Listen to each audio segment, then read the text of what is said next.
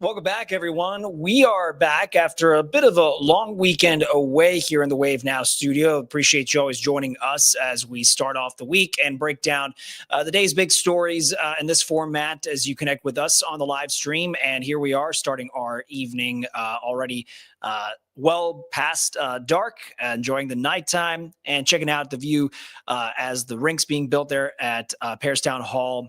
Thanks to our SkyTrack camera overhead, definitely putting you in a much more winter-like mood. And the temperatures, that discussion will make that very relevant, although it could be a lot cooler as we check in on that temperature gauge, 51 degrees. We'll enjoy this fall-like atmosphere while we can have it. Always appreciate you joining us. I'm Jose Sosaya as we go over the day's top stories and other investigations and original storytelling that we do here as part of the Wave News team. Part of this includes what perhaps many were not expecting were official comments from UofL's head football coach. And there he was earlier this afternoon, sitting down, talking to reporters, and, as candidly as he could, discussing the threats someone made against him and his family. And he said that crossed the line. The first time Brohm talking to us, and again, these were threats when we first reported them made against him, his brother, who's on the coaching staff, his family, starting quarterback Miller Moss, if you're a Cards football fan, allegedly made by a Texas businessman. So today, our Wave News troubleshooter and reporter Mark Stevens walked us through the new revelations and the details. Brohm, first of all, telling us, one, the threats came directly to his phone through a direct message, most likely through social media. And up until now, University Police and the athletic department have declined to release any other significant details about the threats. But here is our Mark Stevens walking us through what Coach Brohm had to say. Trying to steer the conversation back to football, UofL football head coach Jeff Brohm revealed new details about the threats made against him and his family. It was a direct message to my phone right after the game. I'm not going to repeat what was said because it was not good. But you know what? Like I said, things directed to me, I'm fine with. When it's directed to my family and wife and kids, that's going over the line. This was the first chance reporters have had to ask Brohm about the threat since a grand jury indicted Brian Mandel, a Corpus Christi businessman, for threatening Brohm, his family, and quarterback Miller Moss. Mandel is accused of trying to extort 10 grand or more from Moss in exchange for not hurting him or his friends. Brohm says it's his job to absorb criticism, not his family or players. I think I'm worried about it affecting other people more. That's my job as the head coach is to win football games. So when we don't win, I'm sure people aren't going to be happy, and I have to be able to take that. Mandel spent 24 hours in jail after flying into Louisville to turn himself in after a judge issued a warrant for his arrest. A spokesman told Wave Mandel had not been notified of the indictment by law enforcement or the university. Mandel missed a meeting of the Corpus Christi Planning Commission where he serves as vice chairman while he was jailed. I'll make a motion that we approve the absences for Vice Chairman Mandel and Commissioner Munoz. I'll second. His father posted Mandel's $100,000 bond, allowing his son to return to Texas. Brohm says he's focused on football. You just put your head down, you go to work. Mandel is due back in court in February. All right, thanks to Mark Stevens for that follow-up. Mandel, again, pleading not guilty to this particular indictment, which I believe at last check was those 7 counts. The judge also setting some conditions, banning Mandel from gambling, drinking alcohol, or having any contact with the people involved in this case while it proceeds. Bit of a detour as checking in on the comments. And by the way, we appreciate you asking questions on the live stream, folks, very much. It's the story of what's going to happen over the course of the week. Weather on our minds. So I see Bradley's question. Wondering about the storm risk for folks in Carrollton tomorrow. I would defer the specificity of that, Bradley, to the storm tracking team. But my understanding and just everything we've been preparing and hearing them discuss, there is that increase of chance. But as far as that kind of severe risk, that's not my understanding. But again, I say all this and we defer to the expertise and knowledge of the storm tracking team and So for Bradley, if you want to make sure to join us tonight at 11, and Chief Meteorologist Kevin Harden will certainly walk us through what we should expect. More in our reporting throughout the day here on Monday, November 17th. City leaders and the Park Duval Community Health Center broke ground on a new food center this past spring. You might remember it was early on in 2025, but since then the project's been dealing with a few setbacks. And so Wave News talked to those trying to work to bring access to fresh foods to a food desert and discuss what's slowing them down. There's still some boards up on windows, barbed wire fence around the building. Crews say they've been dealing with break-ins and with thieves during renovation of the old grocery store. The HVAC system and the copper wire was stolen. It's estimated replacing all that is going to cost north of $1 million. Now, crews doing the work say they also have had some things swiped from inside. The Community Health Center CEO, talking to our Logan Perone today, says they've taken measures to address the thefts, making sure they can bring this food desert vision to the food center vision to a community that desperately would want and need and demand this kind of food resource. We have armed guards. Like I said, it shouldn't have to be that way. But in order to protect the asset and do something great for the community, I'm willing to take any means that I need to. So to make matters worse, the manager of the soon-to-close Family Dollar next door also tells Wave News that they sell more food than anything else, and but theft is a factor in their decision now to shut down. As for Dr. Jet, he said he wants to have this space open before the actual end of the calendar year, so there's not much time left before 2025 to wrap up. And when it's complete, the space will have a farmer's market, a food pantry, and even a training kitchen. As for more projects happening in our community, Metro business leaders also broke ground on what they're hoping is the next example of affordable housing and commercial spaces to West Louisville. So here we have our look at the groundbreaking for Liminal Project to Life. It's set to transform a historic warehouse on Little Street into about 140 apartments, rents targeted at 80% of area median income. So you see a difference in the rate there to try to make it a little more affordable. It'll also provide nearly 20,000 square feet of commercial space for businesses to use. The developers telling us they hope the project will make the area, for one, more walkable, but also just have more options for the neighbors who want to build their lives nearby. When working families can't afford to live near economic centers and vibrant downtowns, our entire regional economy suffers. Businesses struggle to attract and retain talent, workers have to go through expensive, long commutes, and neighborhoods lose the vitality that comes with having diverse, stable residents. That's why we're here in Portland, steps from downtown Louisville, the waterfront park expansion, and growing job centers. This location matters. The cost for all this development is going to be $35.5 million, but we do know also now the Louisville Downtown Partnership is going to chip in part of that stake, $1.5 million, from the Downtown Housing Assistance Loan. So that is sort of acting as a loan and other grant resource. Developers are hoping the Liminal will be complete by the year 2027. More updates this evening. In fact, this got into our newsroom a little later in this evening that LMPD arrested someone connected to a 2018 murder in the Parkland neighborhood. 38-year-old Stephen Williams of Louisville now charged in this deadly shooting. It happened, if the date is familiar to anyone tuning in, around December 17th of 2018. And the victim, according to police, 29-year-old Robert Biggers Smith, was found between two homes on West Kentucky Street. So that's the location we're discussing way back when. Williams is now charged with complicity to murder and complicity to robbery. Police telling us that he was already in custody at Metro Corrections on unrelated charges to this specific investigation. And in other updates, we've learned 3 people had to go to the hospital because they were all hurt in a crash involving an ambulance today in PRP. So this was actually very early. It happened around 4:30 on Gagel Avenue near Dixie Highway. And I want to show you a bit of the view. Some of the camera shots we got were from our Wave Storm Tracker. So that's the camera running from inside the SUV. PRP fires say the ambulance crashed on its way to drive a patient to get care. There were no other cars involved. That very patient and 2 crew members inside the ambulance all had minor injuries. As for what caused all this, they're still hoping to investigate and figure out exactly what went wrong. All right, we're coming up on 8:15, and we've got more stories to share with you as we head into this commercial break. One of them, a discussion about the danger if you have to drive around toll roads, and perhaps you're wary of not having to pay the toll if you don't want to, but also now this new phenomenon of ghost plates and those kind of being left on the hook for fines that truly are not, or tolls that are truly not theirs to have to pay.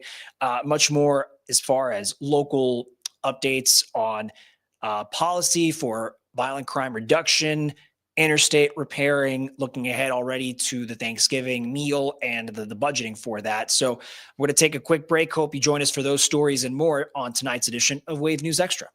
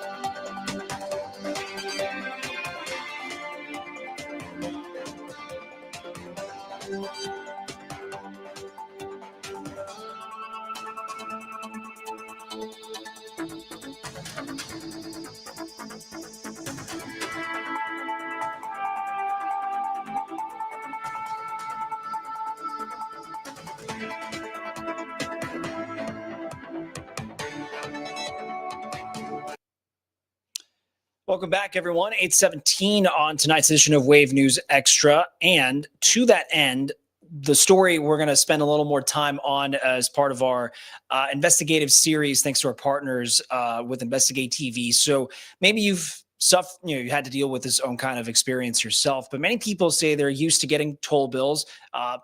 We know that as far as crossing into that traffic to move us back and forth from southern Indiana, for traffic cameras on a highway or bridge to track the cars that are coming and going. But some drivers now are saying they're getting bills for tolls in places, A, they've never been, and B, for cars they've never used, they've never driven. So they're becoming victims of what are now being called ghost plates. It's where someone uses someone else's license plate number or fakes or alters their plate to take the scent off of them, as it were. And that way they get out of paying those tolls or tickets. So senior national investigative reporter Anna Werner found that's already happening around the country, and a lot of people are facing bills totaling thousands of dollars. Among the millions of cars tracked by cameras on New York City's busy streets, one was this SUV with a South Carolina license plate, a car that racked up thousands of dollars in unpaid tolls and tickets. The plate once belonged to Calvin Lawrence, who lives outside Charleston. And I'm a retired veteran. Lawrence is disabled and hasn't been to New York in years, so he was surprised last May when he opened his mail. It was a toll bill. A bill for $22.38. And sure enough, the license plate number matched the one Lawrence had, starting CJB. The only problem? He no longer owned that plate. This document confirms he turned it into the South Carolina DMV 16 years ago. So he called that New York agency. I live in South Carolina, so I don't know how it could be me. Took down the information and said, oh, we'll handle it. But the bills kept coming. And before you know it, we got the bus lane. tickets. Videos of those infractions show cameras caught that same vehicle using Lawrence's old plate number, driving and making stops in bus lanes, something that's illegal in New York. Here and here and here, cruising up the bus lane, escaping traffic, each time getting $50 tickets that New York City sent to the Lawrences in South Carolina. How would you describe what you see on the videos? Intentional. Calvin's wife, Nicole. You know exactly what you're doing. You know this tag does not belong to you. You know you're racking up hundreds of dollars of tickets for someone else to pay. We found they're not alone. Similar reports are all over the country, like from Joseph Jackson of Virginia. He said someone used his expired plate number. Somebody's got my tags, and that needs to stop. Mary Smith of Connecticut said someone used her current license plate number, even though the real plate was still on her classic car. It's like fraud, and we didn't do it. All of them appear to have fallen victim to what's known as a ghost plate, a license plate that hides the true owner or driver of a car. In New York City, the problem is so bad, a city council report called the problems alarming, finding that nearly 1 in 5 out-of-state vehicles surveyed had plates not registered to the vehicle. They'll take off a plate and they'll change plates. I've seen it all. Former NYPD auto crimes investigator Tommy Burke says people will try anything to get out of paying tolls, like faking plates. It's plastic. And this was actually Velcroed onto the guy's vehicle. Photos he took show people covering their plates, even disguising them with what looks like gum. Oh, I've seen them glue a leaf onto the back of the license plate so it covers some of the letters and numbers. A leaf? A leaf. They glue a leaf on the license plate. Think of an idea that you can, scam somehow, that someone not seeing your license plate so you don't have to pay a toll or a fine. And they're doing it. They're doing it. So we went out with Burke to see for ourselves. Here, a temporary plate from Georgia on a Prius expired in September. Yeah, so this guy would get stopped if you were Oh, still. yeah. Especially, like we're in a car 10 feet away. You can't even read it. But why were those bills going to the Lawrences on their old plates? We found the answer may lie with the databases behind those cameras, databases that the toll agencies and their contractors use to track everyone's license plates. Ian Grossman is CEO of the American Association of Motor Vehicle Administrators. The primary reason why they would still be getting a bill based on a plate that they surrendered years ago would likely mean that the toll facility or the toll facility's contractor is using old data.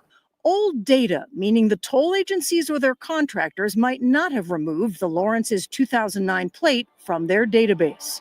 And it showed that they were still responsible even though they weren't. That's right, because at one point in time, they were the owner of that plate number. When we contacted those agencies, they wouldn't say exactly how it happened. But Calvin Lawrence says, Someone's not doing their job. That's all it boils down to. But there's good news for the Lawrences. After we reached out to those New York agencies, they said the tolls and fees billed to the couple either have been or will be dismissed.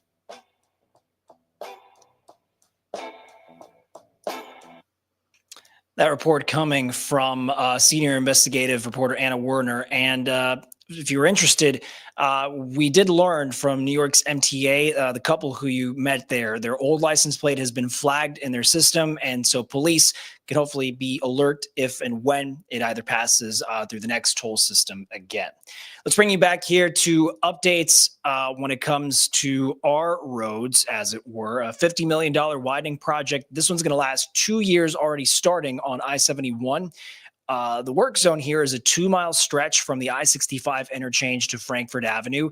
The stretch is going to go from 2 lanes each direction to 3. Work could be possible overnight from 7 until 5 to keep traffic flowing during the day. And this widening project should be finished by the fall of 2027. Let's see if I can move you to the next video for the story here. More of our Wave News original reporting. Neighborhood near St. Matthews says it's shaken because several cars got broken into early Sunday morning. These weren't average thieves that they described going through unlocked cars. So we checked in with LMPD and different sources to share what neighbors are saying, how local leaders are responding. In this case, I'm going to play the video. There we go. People living in Brookhaven say that it's been years since car break-ins were an issue for their specific area, but several neighbors woke up Sunday morning to find their car windows smashed through. One woman did want to talk to us, but she did so anonymously.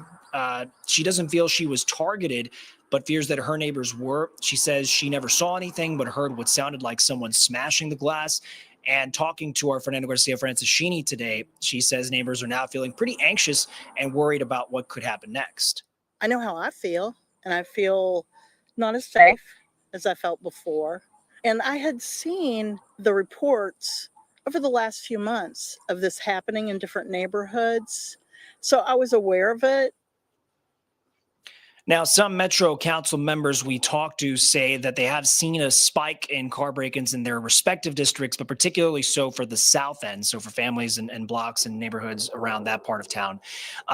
This is now the reason why some of those same Metro leaders are asking LMPD to revise its current vehicle pursuit policy for anyone who would, steal a car or would respond to these kinds of break-ins.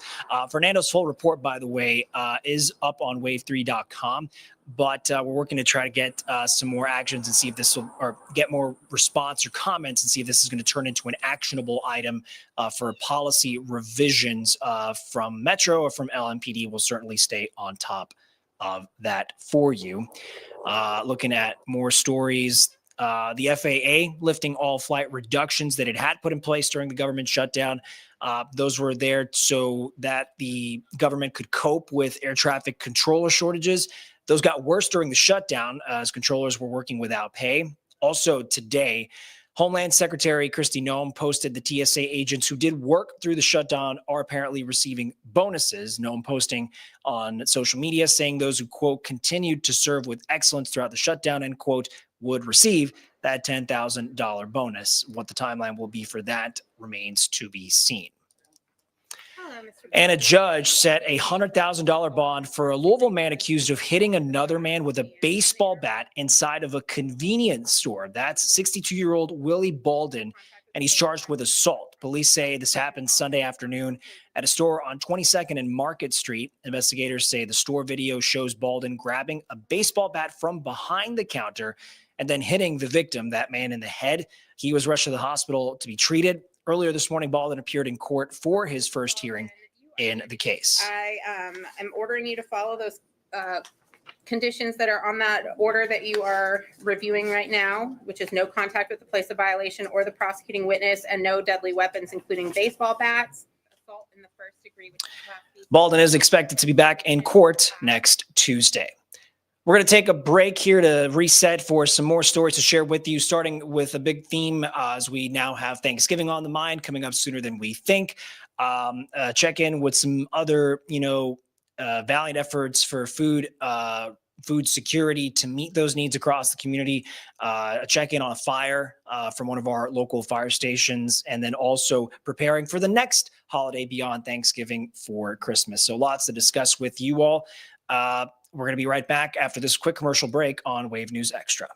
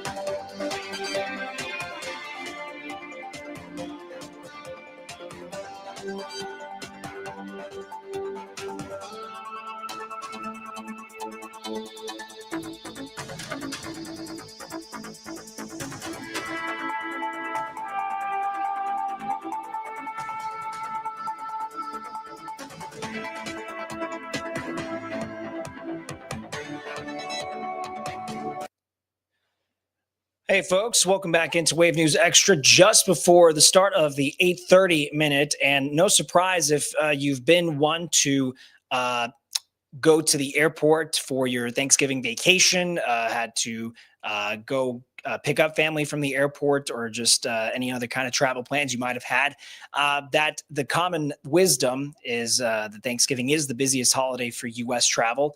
This year, roads at airports during this stretch of days is expected to be, again, busier than ever. AAA predicting close to 82 million people are going to travel at least 50 miles from home during what they consider to be the Thanksgiving travel period. So that is considered from the Tuesday before Thanksgiving and to the Monday after, which in this case would be December 1st.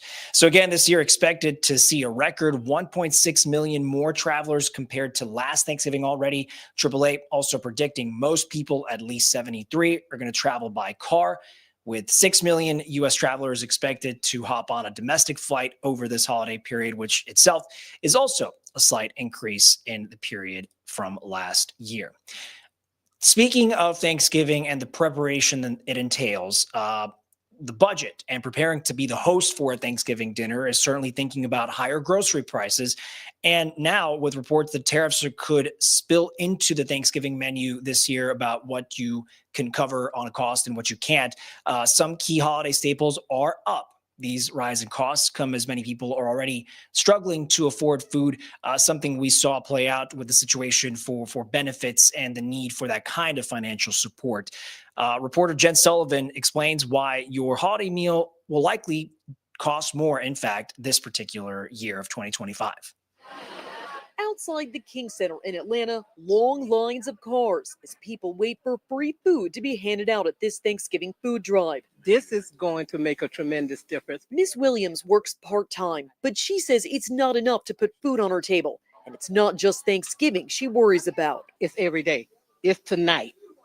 I need dinner for tonight. Her story is like so many others as the cost of food continues to rise. We've seen an increased need. We've seen seniors coming that need assistance. We've seen families. The government shutdown put a strain on already busy food banks, with millions of food stamp recipients not receiving assistance through the federally funded Supplemental Nutrition Assistance Program known as SNAP, and hundreds of thousands of federal workers not getting paid.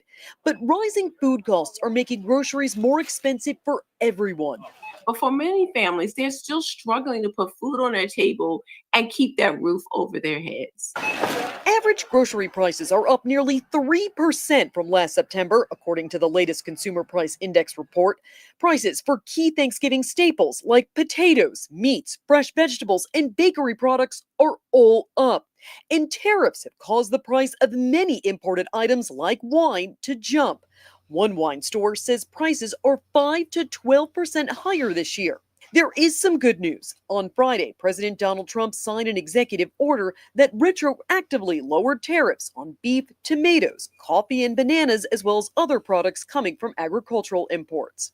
I'm Jen Sullivan reporting. Coming back here to the Metro and Wave Country, Jeffersonville fire investigating now this case. Crews rescued people from a high-rise apartment that went up in flames over the weekend. Take a look here.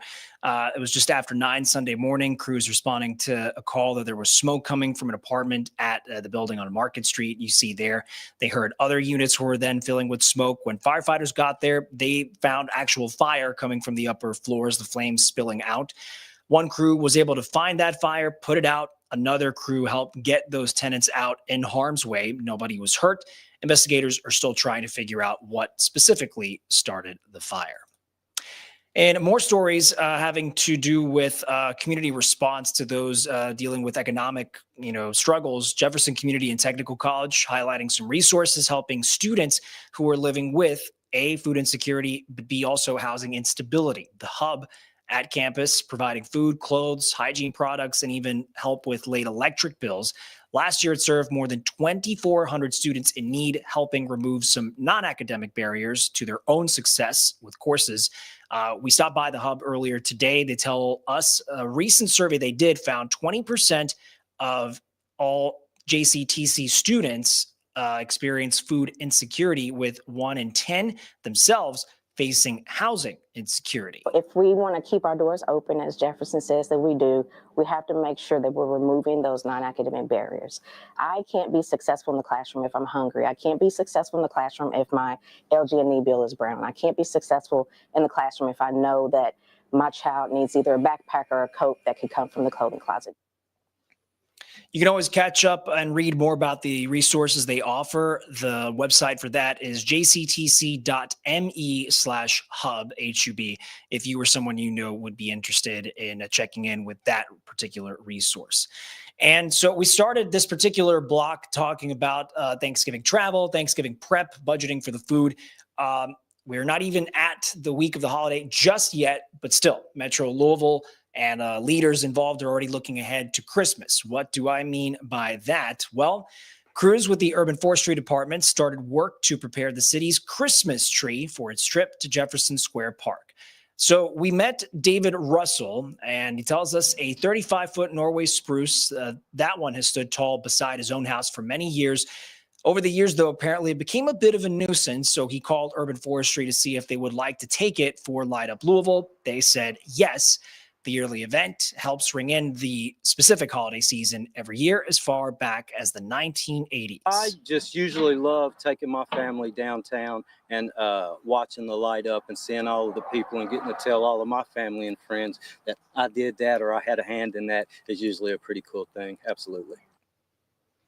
Shout out to Trevor Norse there, talking to us through Urban Forestry and the work that they do.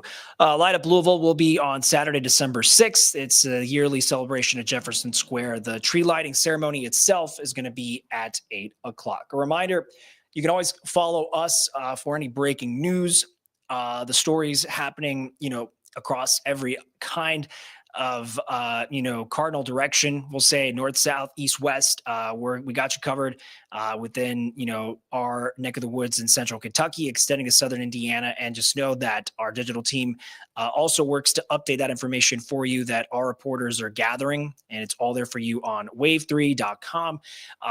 Quick reminder, if you haven't already done so, that we always are easy to connect with through the Wave app. You can download the Wave Weather app. You can download to your smartphone as well. And connecting, of course, here on the stream. Shout out to the folks on Facebook, YouTube, Twitch, X, and on the Wave Now app. Also connecting with us as we look ahead to the rest of our week.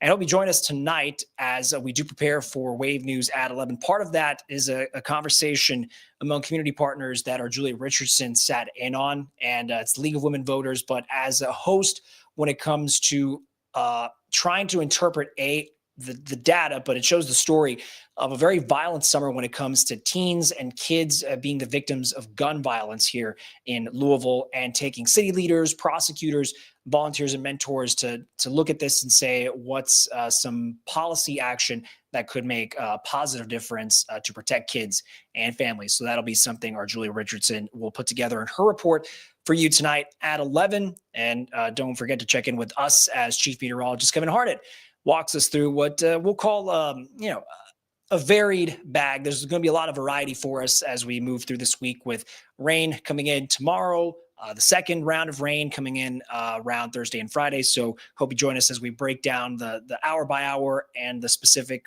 impacts and stakes involved with that. So appreciate your time, folks. I'm Jose Sosaya here in the Wave Now studio. We're going to wrap things up for tonight, and we'll see you tomorrow at 8:05.